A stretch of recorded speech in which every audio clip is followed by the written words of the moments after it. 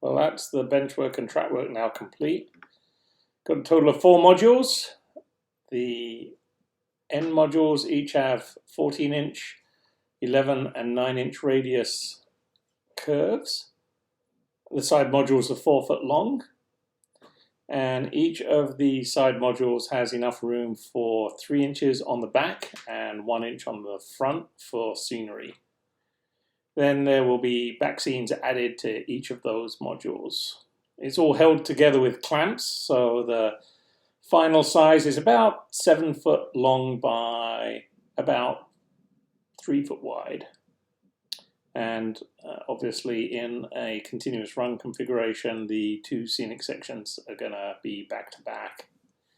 The scenery is going to extend out from the track work on the brackets, and those brackets are adjustable, so we should always be able to get the track level. And the screws that attach the baseboards to the framework are all recessed, so we get a nice smooth finish on the top to be able to lay our scenery.